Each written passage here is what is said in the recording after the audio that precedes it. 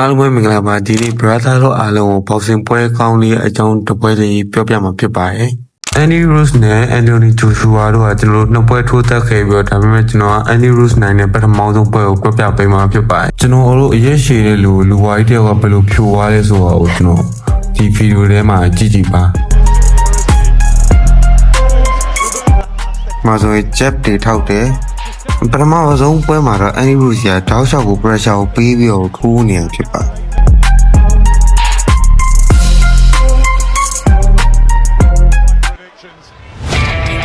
Anthony Joshua ကတော့ American boxer ဖြစ်ပြီးတော့ Andy Ruiz ကတော့ Mexico boxer တဦးလည်းဖြစ်ပါတယ်ထိုပွဲစဉ်မှာ Anthony Joshua return man နဲ့အချိန်တိုင်း Andy Ruiz က Anthony Joshua ရဲ့ရင်ဝင်တွေကိုပြေးဝင်ပြီးတော့လုံးဝကိုကြည့်လို့ကောင်းခဲ့တဲ့ boxing ပွဲဟောင်းတစ်ပွဲလည်းဖြစ်ပါတယ်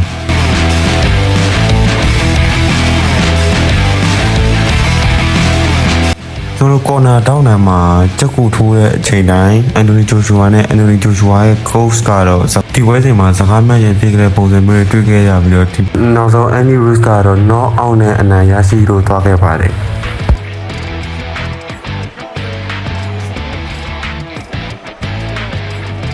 ဒီမှာဆိုရင် Andy Ruiz တုံးတဲ့တက်ကနေကအရင်ကောင်းပါတယ်ကျွန်တော်တို့ထိုးတယ်ဘိုးချော်ရနိုင်တယ်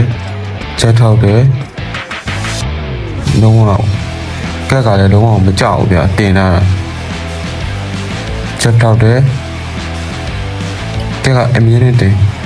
ဟိုထိုးလာဗျာအန်တိုနီဂျိုရှူဝါဘလို့မှလုံးလို့မရခဲ့ကျွန်တော်အန်တိုနီဂျိုရှူဝါနဲ့အန်ဒီရုစ်နဲ့အရာမောင်းကြည့်ကြည့်ပါဒီမှာဆိုကြည့်ဗျာဖိမ့်ပြီးလှုပ်သွားကိုလေစုံရောလှလုံးပါအန်တိုနီဂျိုရှူဝါရတော့ခွဲပြဲနေရပဲဒီပိုင်းမှာဆိုကြည့် Andy Ruiz ရဲ့ပညာလက်တီပဲညဆောင်ရုံမြင်လို့နေဗျာ body နဲ့လုံးဝမလိုက်အောင်ကျွန်တော်တို့ Anthony Joshua ရတော့အမှတ်စင်မှာရေခံတတ်ရပါတယ်ဒီဘက်မှာ Anthony Joshua လုံးဝ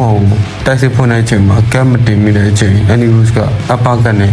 လုံးဝ no လက်တီနဲ့ထိုးကအနိုင်ယူသွားခဲ့ပါတယ်အားလုံးကိုကျေးဇူးတင်ပါတယ်